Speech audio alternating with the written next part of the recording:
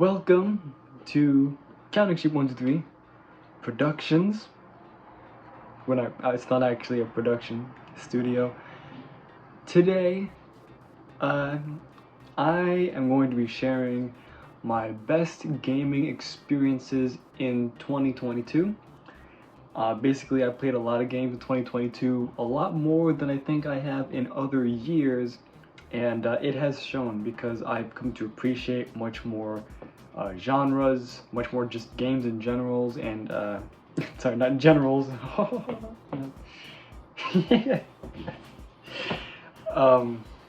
I'm just learning more about games. Like last year for 2021 in December, because my birthday and Christmas are right next to each other, I got a lot of Steam gift card money. I used that to buy a lot of games, and I'm going to share with you today my top 5 in order favorite games that not came out in 2022, but I eventually got to in 2022. And my hair keeps doing this annoying thing because I didn't really comb it today. I just wet it. So if I keep touching my hair, that's just been a common theme in my life now. So just get used to it. Damn, it's freaking hair, man. That is the Frog Detective series 1 through 3. And if you haven't heard of Frog Detective, this is basically it right here. It's basically like a cutesy game. It's not very long. It's actually quite short. It's the shortest game I think I've played. And it advertises itself as sort of a puzzle game, even though it's not really a puzzle game. You basically just walk around to different characters who need different things. It's like a fetch quest, small adventure. But the whole grab of it is that it's supposed to be very cute and wholesome. It is the most wholesome game I've ever played. The Bonus Points, which is a podcast, which I have merch of, is the podcast that has, they have a huge list of games that they rank depending on how much they like them. They reviewed Frog Detective, and they said it is the most wholesome game that they've played. It's the same for me. It's a pretty cute game. But the draw of it is that it's not very long, it's not that expensive, it's not trying to break any boundaries of gaming. It's just a sort of experimental, like, not abstract, but it's just supposed to be like just fun, a little fun adventure. You can introduce someone who has never played games to Frog Detective, and they can get on that train, or hop like a frog onto the train of gaming, and that'll be a good start for them. It's not asking a whole lot of you, and for the price, it gives you a decent amount, especially if you buy the 1 through 3 collection, which I bought them separately. I couldn't figure out how to buy the 1 through 3. I think that's on Game Pass, which might be something I look into this year, not sure. More specifically, no, I think I covered it all. It's really not that long of a game. There's not really much to spoil. It's a story game. It has a story to it. It doesn't really expand from game to game. It kind of does. You don't really have to play the first or second to play the third, stuff like that. It's really cute. Just go look at a review of it. Like, everybody thinks the same thing about it. Whew, haven't done this in a while. My voice is giving out. That's number 5, the Frog Detective. And I don't think he has a name either. I think he's just Frog Detective. It's a cute game. Number 4. This one came out a little while ago, but I just got to it this year when the Bonus Points, I'm going to be plugging them a lot because they're the reason I played a couple of these games. It's hot in here. Why is it so hot in here?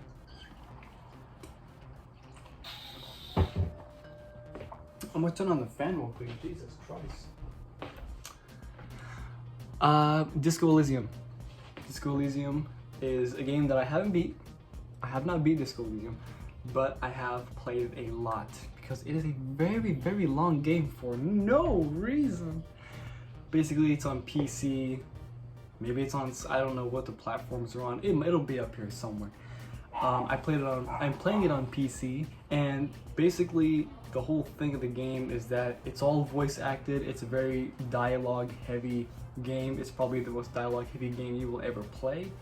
And that is the main draw, because it all has voice acting to go along with it. So you're not just like, I don't understand any of that. I have to hear it, so it all has voice acting to go along with it. And it's a very story-driven game as well. There's lots of comedy, lots of funny things. You have to sort of roll the dice to see if you can perform certain actions. I remember one time I kicked a mailbox because I got mad at it, and then I died because I took too much damage. So it's just one of those games that's like, it punishes you for the dumbest shit. Another thing is that your actions definitely matter in this game. It's not like you can sort of just mess around and nobody blinks an eye, that sort of thing. Like, characters will remember what you say to them, the quests that you do for them, and it's all continuous. It's one big story, so very spoiler heavy too, I guess. That's why I'm not trying to spoil too much. I haven't even finished it myself, but there's some cool moments in there, some very unique characters. And that's about it. It's very long, that's why I haven't completed it yet. There's just so many other games on my list that I've been trying to finish them all and start them all. I've been playing so much games recently, and it's been awesome. But Disco Elysium has earned the number 4 spot because it's just a genre that I usually hate. I don't like reading. I just don't. I'm not even the opposite either. I'm not like, give me a gun, let's go, like Call of Duty style. But it is honestly very entertaining despite the genre. It's very good at what it does. So Disco Elysium is number 4 for me. And it came out in like 2017, but it's still out now, so you can buy it. Next up we have Splatoon 3 for the Nintendo Switch. Not for the 3DS, because no one plays the 3DS anymore. Haha. You might. I wouldn't blame you if you did. 3DSs are actually pretty cool. But it's not for the 3DS, it's for the Switch. Now, I played Splatoon 2, I think a couple of years ago when it came out, and I thought it was pretty cool. It's like Garden Warfare, the Plants vs. Zombies series. It's just that kind of like team-based shooting game genre, except it's much more colorful. If you've never played it, you're gonna know all this, but basically Splatoon 3 introduces a couple new weapons. I'm assuming some new maps because I don't remember the maps from Splatoon 2, but I remember there are some that are not in the third one, so I think they're new. It makes more sense if they're new, if it's a new game. There's, like I said, there's new weapons. It's very colorful. I play it with my brother and my sister-in-law all the time. It's a lot of fun. And it's just one of those games that gets very addicting. It's like, okay, well, I lost this round. Let's just jump into another one because they're only 3 minutes long, and it goes just like that. And it's one of those games with a very slow skill cap. It's sort of like easy to play, hard to master, which is, you know, kind of the funnest games, kind of like Fortnite and other games like that. It's just very colorful, and there's a good campaign. My favorite weapon is the Aerospray MG, which is just a sort of like machine gun, basically. And I say gun, they shoot paint. Like, you can splat the other people, but they're not. It's not a violent game. They're all squids. The campaign for Splatoon 3 is kind of weird. I don't really understand it. I just kind of played through about half of the campaign on the way on a road trip. I just like blew out half the campaign. I didn't really understand the story. I didn't want to understand it. It did just, this Splatoon stories never captivate me. I don't know, maybe that's how most people are. I'm just really want to test out the guns and the abilities and the specials and the gear that you can unlock and all that stuff. So the story really is just kind of like an afterthought for me. But I played the campaign and it was at least pretty fun. I liked it. It was like mildly challenging, but it wasn't too bad. I could actually play it, and I thought it was good. Solid campaign. So now we are getting down to the final two, and the second one, I had to debate a little bit whether it was going to go in the number 2 spot or the number 1 spot, because it is just that good. And it's kind of random, definitely didn't come out this year, and that is Fallout New Vegas. This is the critically acclaimed one, the one that basically everybody can agree that they love, and now I am a part of that community. This is my first Fallout game. It's basically my first game like this, my first Bethesda game. I already bought Fallout 4 because of the winter sale, so I'm gonna play that after, if I ever finish New Vegas. I haven't finished it yet because it's so goddamn long if you do all the side quests and stuff.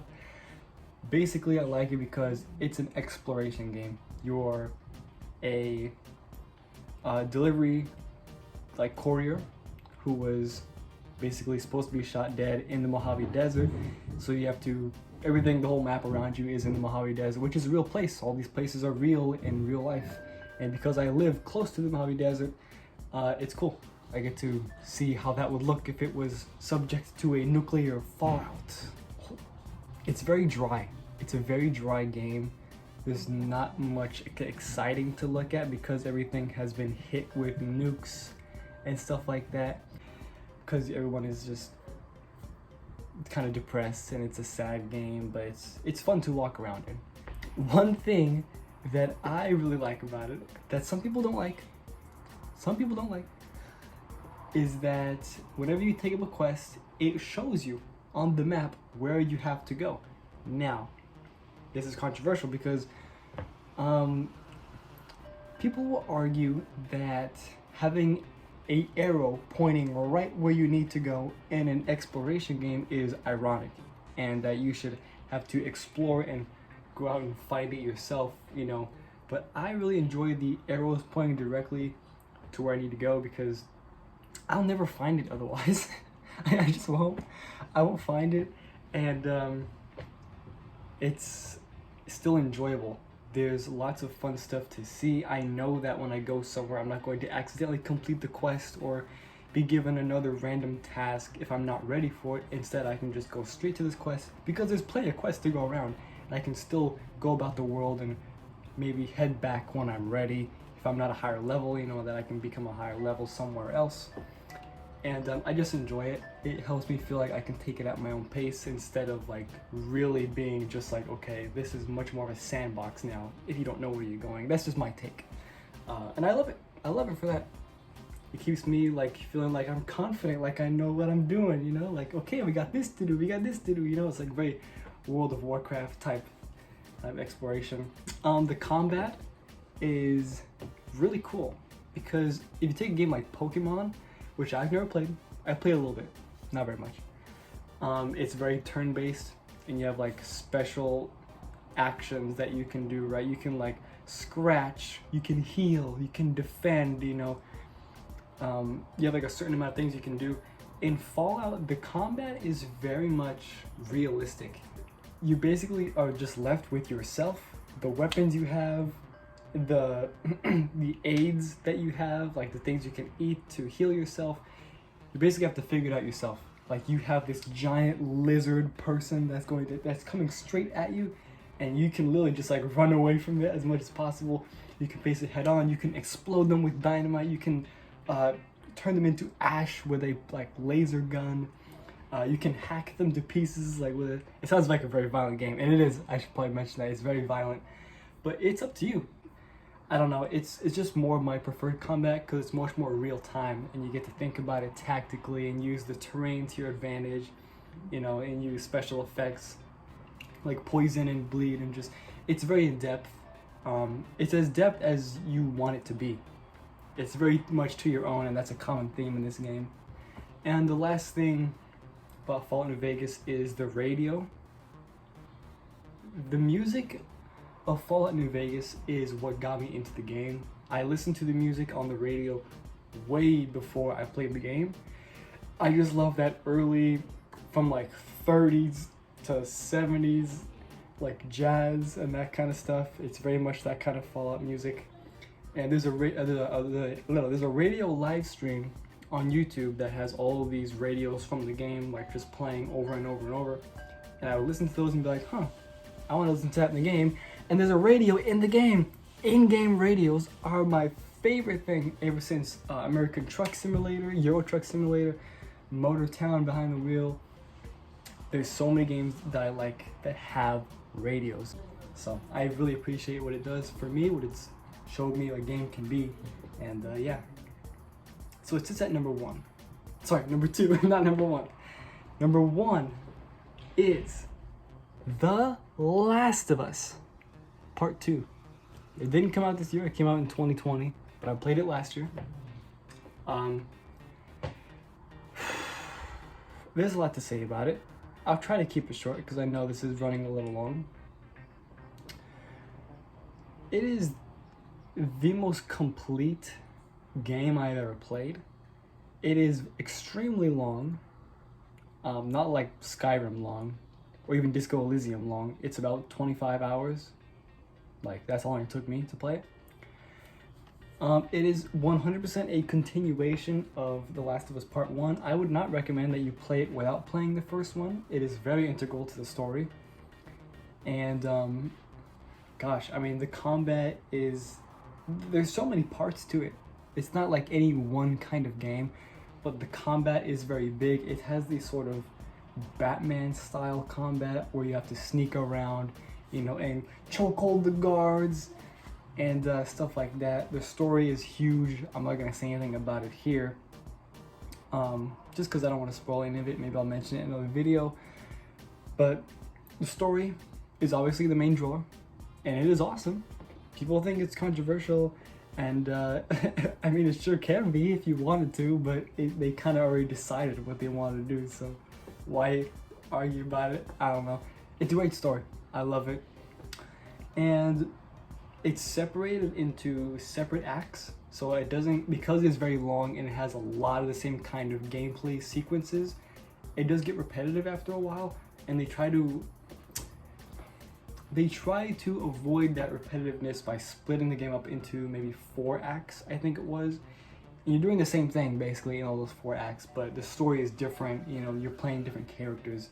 People die all the time. You're killing a lot of people. A very violent game. The most violent on the list by far. Well, the most violent I've ever played. But absolutely essential to someone's gaming life. You absolutely must play it because it's awesome. I bought it for literally 20 bucks. It is so cheap now, you would not believe it. I'm really glad I played it. That is my most favorite game of this year. I don't know if I'd play it again. I don't really think spending 25 hours in that game again is gonna be worth it. Like, I already know what's gonna happen. But it was awesome. It was awesome to play it. It's awesome to watch other people play and see their reactions. And I think that's it. But I just wanted to share with you, have it bolted into my history of what games I really enjoyed this year. I might make another video of my upcoming games for this year that I'm wanting to play. Some of them that I already have started playing. Some of them I already beat this year. It's only been like 3 days and I already beat a game. Wow, that's so cool. I just feel like making a video for you guys for this new year. So yeah, enjoy everything. Enjoy life. Have fun. Go play games. And get the shit out of here.